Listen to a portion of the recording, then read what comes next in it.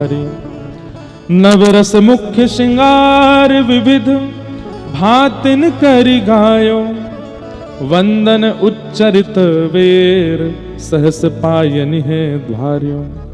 अंगीकार की अविधि यह जो आख्या भ्राता जमल, मदन मोहन सूरदास की नाम श्रृंखला जुरी अटल।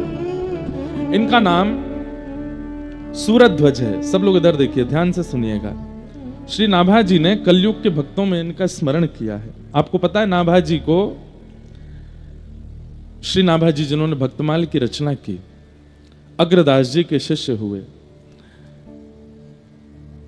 नेत्र बंद करके अपने गुरुदेव की पंखा सेवा कर रहे थे और यहां गुरुदेव ध्यानस्थ बैठ करके अपने मानसी में ठाकुर जी का चिंतन कर रहे थे।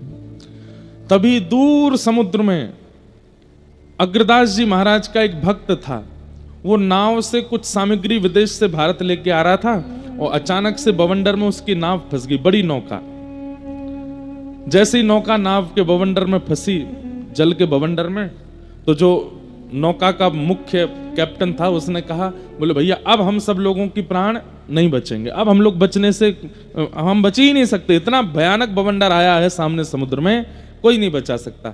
सबसे प्रार्थना है अपने अपने इष्ट गुरु और परिवारजनों को याद कर लो, अब हमारे प्राण जाने वाले हैं। तो उस नाव का जो मालिक था उसने कहा, भैया मुझे मेरे इष्ट का तो पता नहीं, परिवार वाले मेरे हैं नहीं, पर मुझे एक याद है कि मेरे गुरुदेव हैं स्वामी श्री अग्रदास जी महाराज। बोले उन्हीं का ही स्मरण कर लो। अग्रदास जी का जैसे स्मरण किया, हे गुरुदेव भगवान, इस जन्म में तो आपका साक्षात्कार ज्यादा नहीं हुआ, आपकी दीक्षा मिली, 2-4 बार आपके दर्शन हुए, अब मैं अपने प्राण त्याग रहा हूं, गुरुदेव कृपा करना, ठाकुर जी मुझे सदगति प्रदान करें।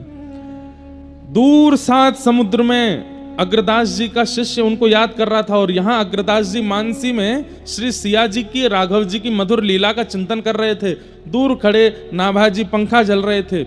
नाभाजी नेत्र बंद करके अग्रदास जी के मन में देख रहे हैं कि ये सिया जी और राघव जी की कैसी लीला कर रहे हैं। मेरे मन में क्या चल रहा है कोई नहीं देख सकता, लेकिन नाभाजी की भक्ति देखो अपने गुरुदेव के प्रति, वो उनके चित्त में देख रहे हैं कि कैसी लीला कर रहे हैं। तभी नाभाजी को अनुभव होता है,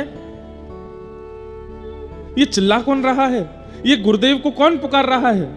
गुरुदेव सिया जी की, राघव जी की मधुर लीला में हैं, ये पीछे से किसकी आवाज आ रही है।